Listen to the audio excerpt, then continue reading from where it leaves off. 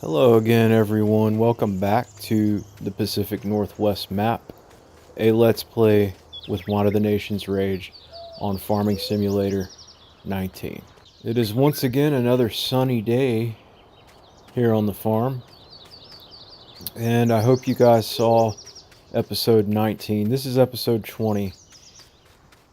In case you didn't see episode 19, I have acquired quite a few new things here on the farm.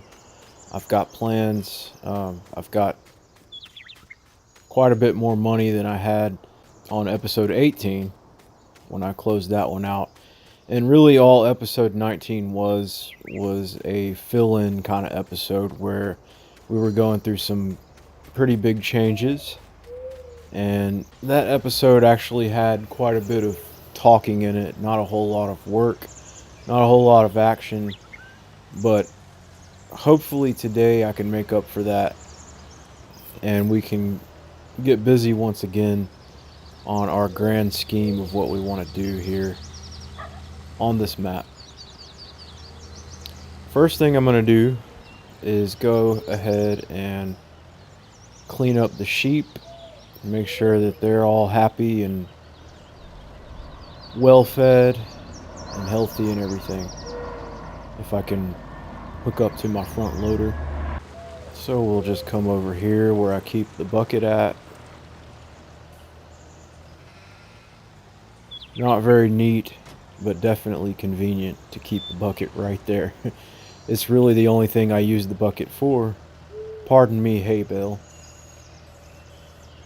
Gotta just get in here real quick so I can clean this mess up. These are some messy sheep. Okay.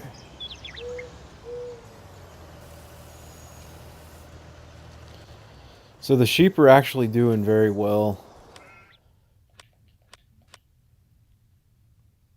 The cleanliness was bad.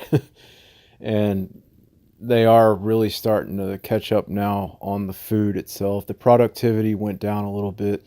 But as you can see, we actually have a new sheep that has been born. So they are reproducing. They're really starting to create some wool for us. Drop that. And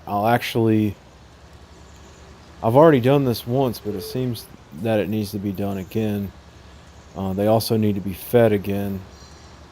So we'll work on that real quick. But what I want to do today is get back in this grass field here, field 12. And we'll start baling some grass and we'll start wrapping it with our new Anderson DLC wrapper. And this is actually my first time using this thing. I'm excited about it. I bought it. I bought the DLC way back in March when it came out, and I still haven't used it. Just to give you an idea on, how busy I am. Most of the time, I'm finally getting around to using it, and I'm excited about it. Anyway, this is the wool that we've already collected. I've already got it over here. So, but what we have now is a flatbed trailer with straps included. So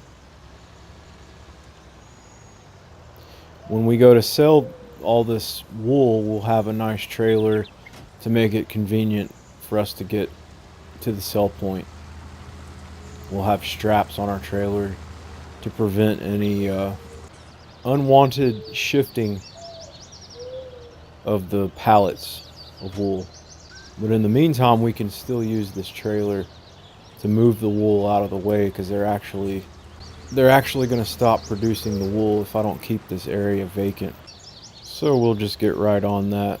And it takes, well, not much time actually. It takes about a day or two for this whole area here to fill up with wool. I've noticed. It takes about 2 days. So it shouldn't be that much longer before we're actually making a trip to the spinnery or wherever we're going to sell this at. There's a garden center. I think the price is actually better at the garden center. But we'll worry about that when we've actually got a full load to sell. I prefer forklifts. I really do. I don't know what the issue is with this thing, but it doesn't like, it's either it doesn't like the tractor or it doesn't like the pallet fork. Or I don't know. I don't know. It's weird. We'll just try to make do with what we've got. I really don't want to have to buy a forklift. Although they are very convenient and they do make it a lot easier when it comes to doing this kind of thing. I'm only going to move these 3 pallets. I'm going to leave that other one that's half full sitting there. Forgive my crude stacking skills. But they're not going to go anywhere. And it works. For what it is, it works. Saves me from having to make so many trips back and forth. Yeah, now you guys understand why I wanted to have a auto stacking trailer for my Bales.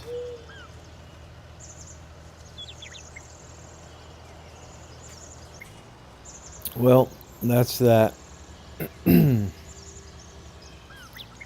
Now we can go ahead and get started on silage. I've also got fields 11 and field 22 to most likely harvest today. Pretty sure that they're ready. If not, they're pretty close. Yeah, there's field 11. It's ready to harvest. So that's another thing we'll be working on today. So I'll go ahead and set a worker up in those fields to harvest. In the meantime, I'll go ahead and I'll start them first. That way they can be working on doing all of that while we are taking care of other things that need to be taken care of. I actually am going to feed the sheep today. Just remembered they're kind of low on food and water, so why not go ahead and take care of that. But first, we'll do this.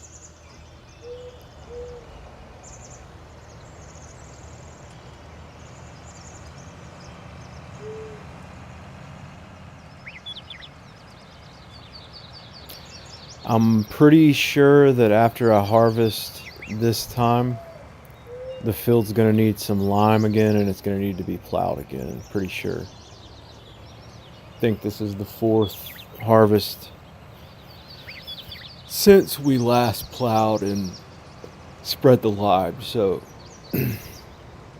this will be the last one before we have to do that again. Yeah, it says it needs lime, so might as well go ahead and plow it too. So while they're filling up the grain tank on the harvester, we will grab our milling machine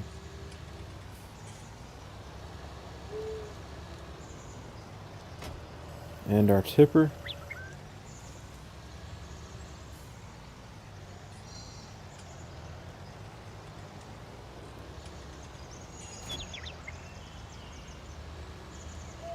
And go feed the sheep. We still have this mountain of grass sitting here from when we cut field 12 the first time, so just pick some of it up. That's probably going to be enough. Chances are that's probably enough, so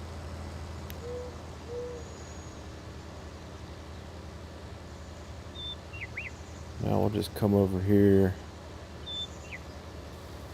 tip it on in.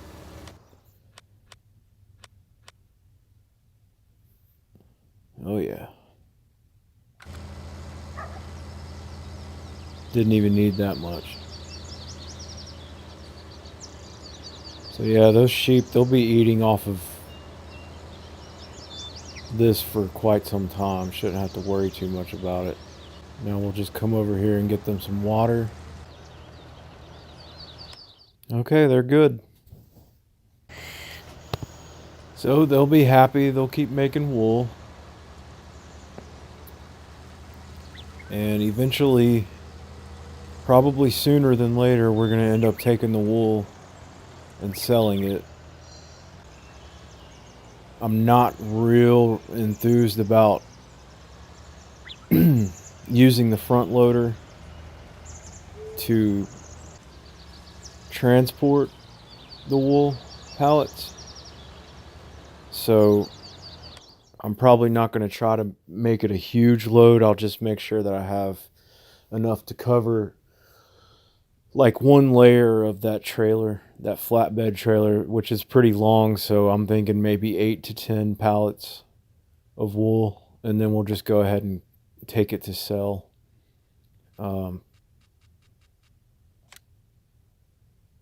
That forklift is kind of expensive. It's much easier to use than a front loader on a tractor, and it's a good thing to have. It's a great tool to have around the farm. So I might get one eventually, but I don't really see a point in getting it right now. So that'll be a future endeavor, I'm sure. Okay, he's about halfway full.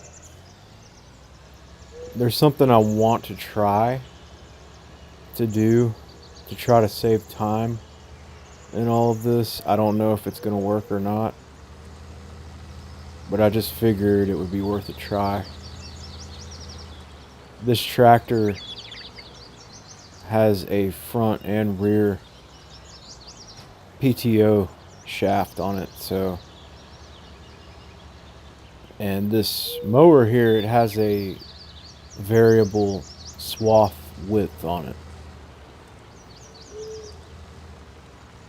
It's actually very convenient. It completely, as long as you're not using a tedder and trying to turn the grass over and dry it out, this mower actually has the ability to eliminate the need of a windrow. So it takes a whole step out of the process of baling. So I'm just going to see if I can run the mower in the front, run the baler in the back, and that way I'll just be making one single pass of the field as far as mowing it and baling it. I don't know if this is going to work because the tractor might not have enough power to run both things at the same time. We'll just have to see. It appears to be working. Let's see. See if it can do it.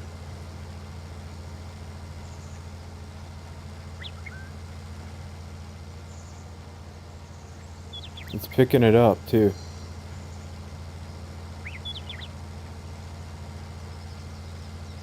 Check that out. That's pretty awesome. That is pretty sweet.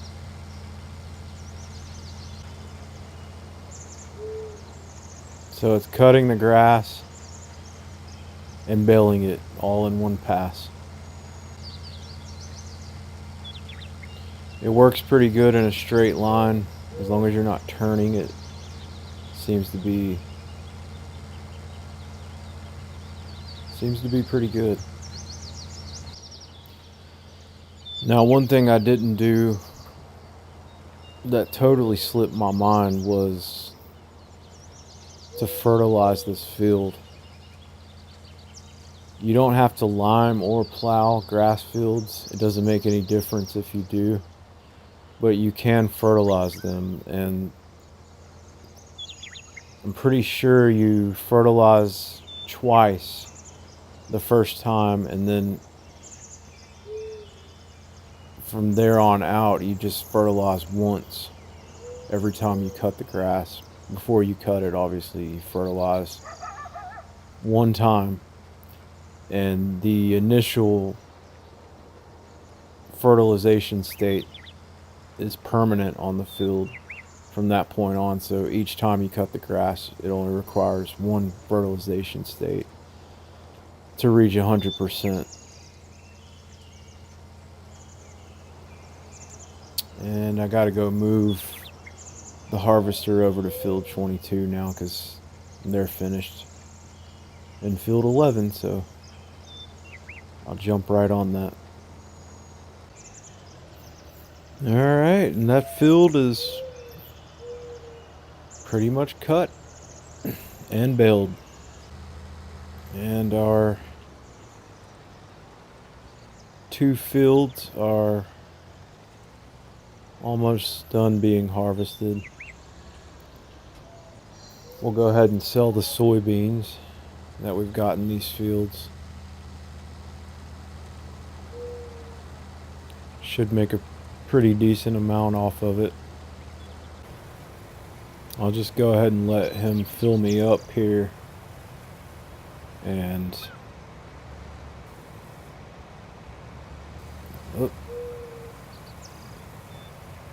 and then we can figure out where we're going to take this to sell. I guess the rest of it, it's not all going to fit in here, so I guess the rest of it we'll just put in the silo for now.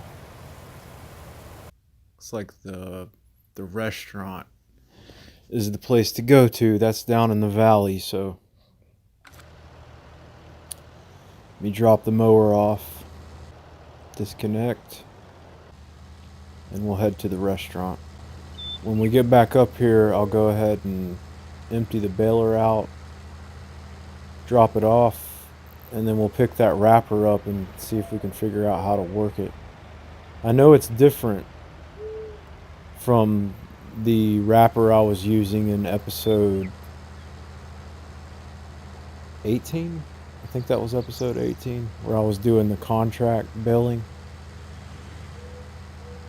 This wrapper is different. I'll show you how it's different when we get back up here.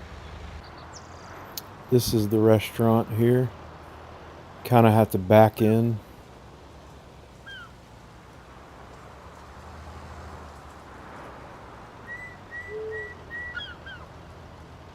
Well, you don't have to back in, but it just makes it easier to get out if you do back in.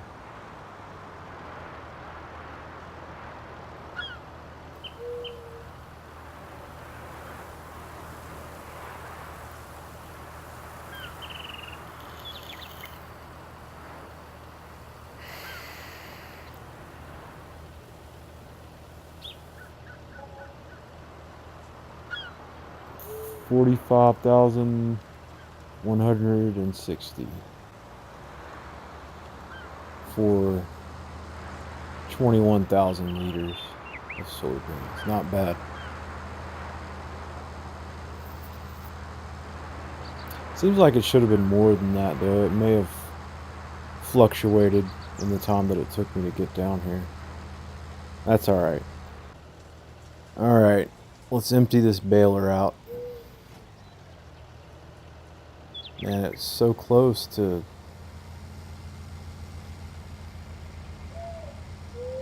being full. Maybe we should try to fill it up before we empty it out. I know there's some loose grass just laying around here, so perfect. Okay. Grab the wrapper.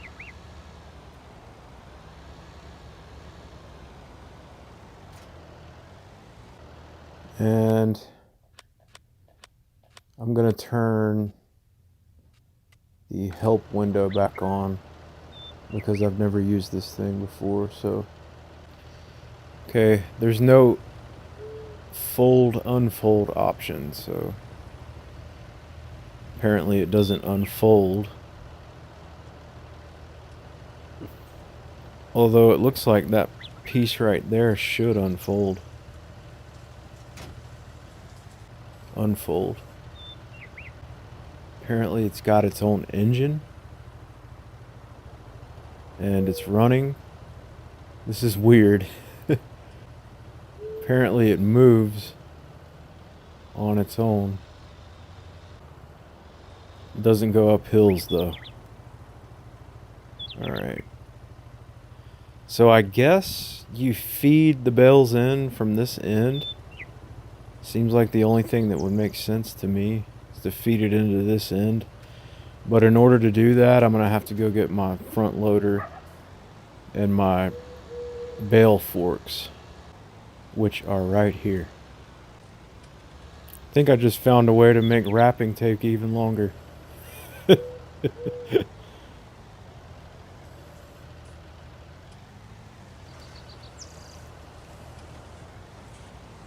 Okay.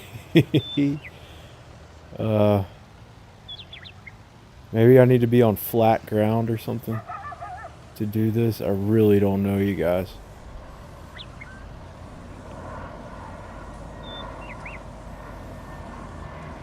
I don't know what I'm doing. Okay. I just put it in the wrong end. That's what I did wrong.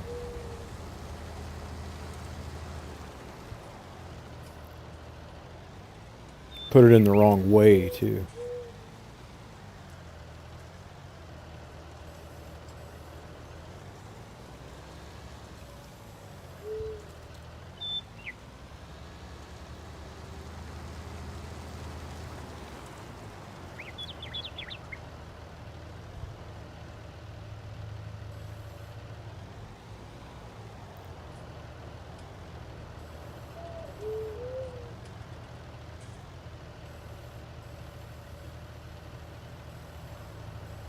Oops.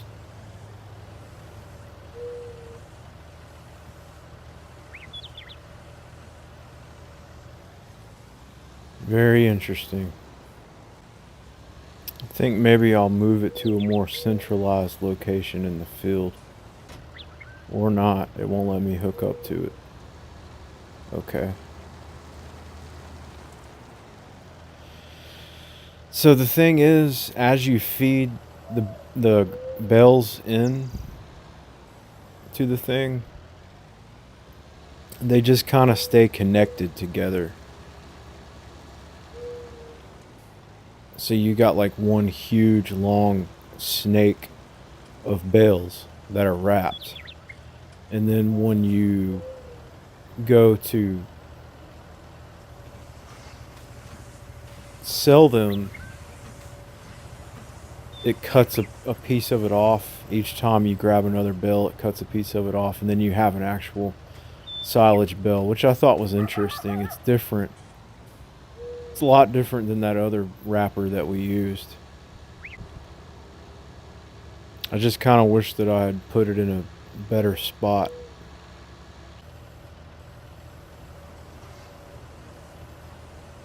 It seems like in real life, you just have to be really careful doing this because that thing could get jammed up so easily.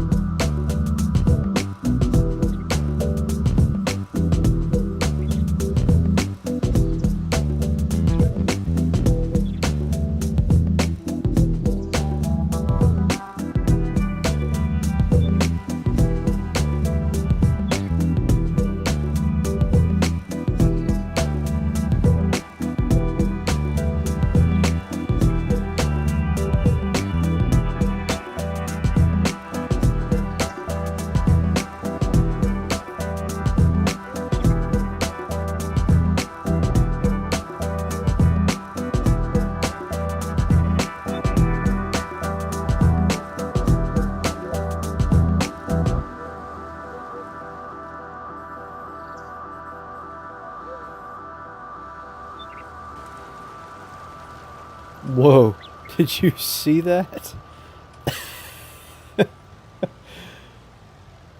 Oh man. This is like really screwy.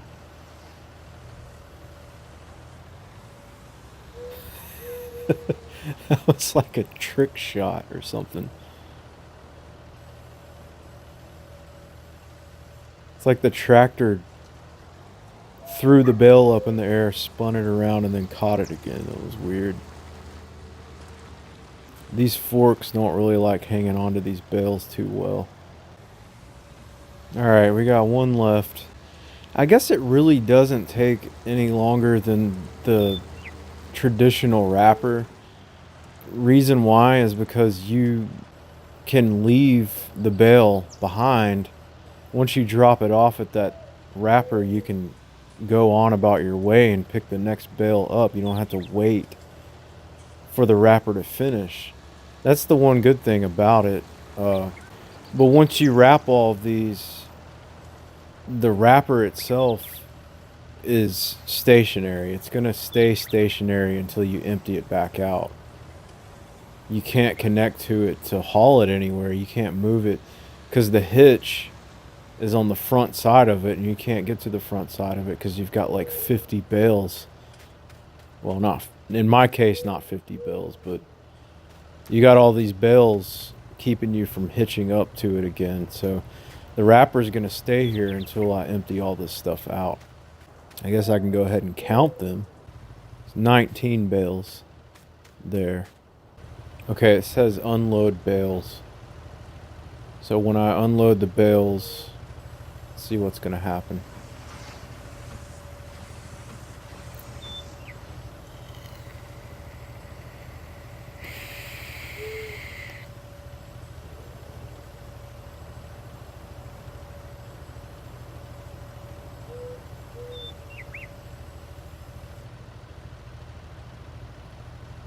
From there you can fold it back up.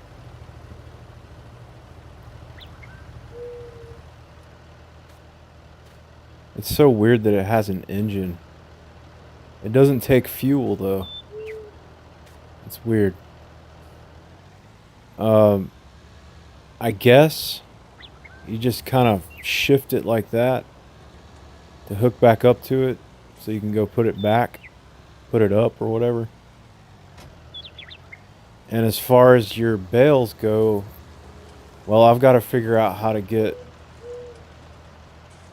those out now. When I take them out, I'm actually going to take them out of the wrap that they're in, and when I take them out, they're going to be silage bales, which is also different from the traditional baler. In the traditional baler, when you go to pick up the silage bale, you don't ever unwrap it, but with this thing, you are going to unwrap it, so you're going to actually have an exposed silage bale, which I thought was also pretty interesting. I want to go sell these immediately and get the money for it. After that, I'm going to end the episode, but I got to figure out how this works first. I got to figure out how I'm supposed to get my stuff out. The only unfortunate thing about this auto stacking trailer is that it's a dolly trailer, so it's pretty difficult to back up with. Cut open bale. Okay. See how it's a different color now. It turned to silage. So I can just unwrap all these at this point and go ahead and pick them up. Hopefully these bales are compatible with this trailer. I didn't think about that. Okay, yeah, they are. Sweet. Let's go make some money. Let's find out where we're going to go to make some money. I should say it like that. So we'll check silage.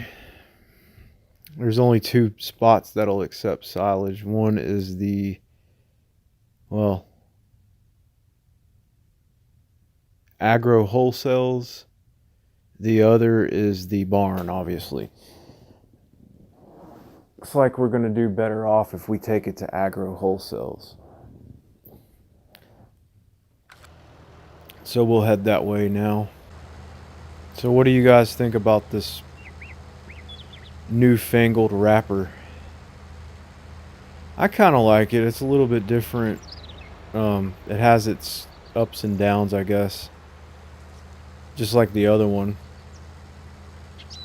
The one thing that I like about it is that you don't have to wait on it to finish wrapping before you can put the next bale in it. It kind of just keeps you busy. I don't know that it is actually any faster than the ordinary wrapper. I really don't know. But it's something different. Okay, these bales don't seem to be wanting to come off of this thing for some reason.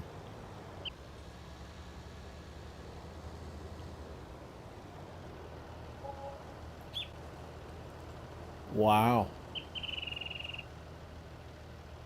That was pretty good. I had to fight with the trailer and finally crash into it to actually get the bells to come off. I don't like that, but I did eventually get it to work with me. Over $40,000 for all those silage bills, which was nice. There's only like 19 of them. So that's pretty good.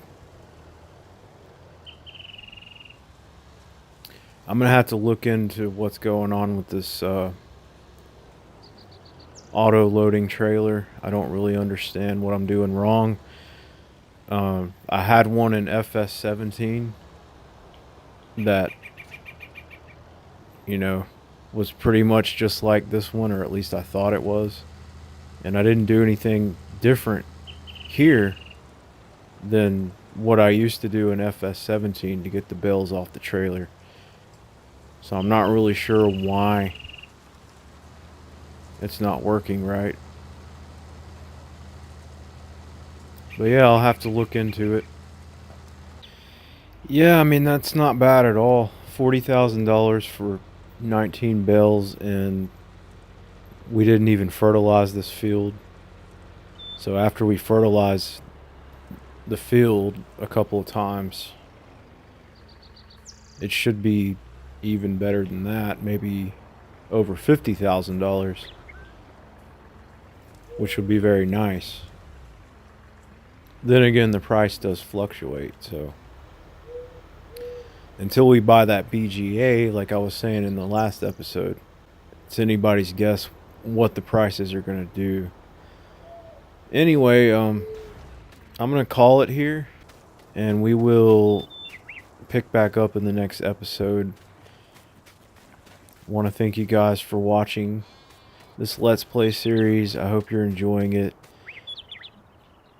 If you want to leave a comment, go ahead. If you care to like the video or even dislike the video, go ahead, let me know what you think. Until then, I'll see you guys in the next one.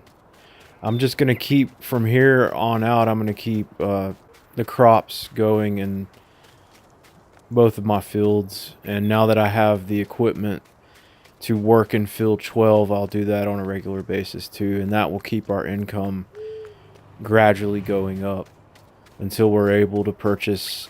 I think maybe the next purchase I'll make is either going to be land or a forage harvester. At that point, I'm going to end up trying to get the BGA so that we can just start doing silage in bulk. Ultimately, that's what I want to do. From that point on, I'm going to do like I said in the previous episode. I'm going to steer toward getting animals. And I think what we're going to focus on primarily on the Pacific Northwest map is livestock, cows, horses, sheep, chickens, maybe even pigs, who knows. Anyway, I'm excited to move forward, and I'll see you guys in the next episode. Thanks for watching again. See you later. So on and so forth.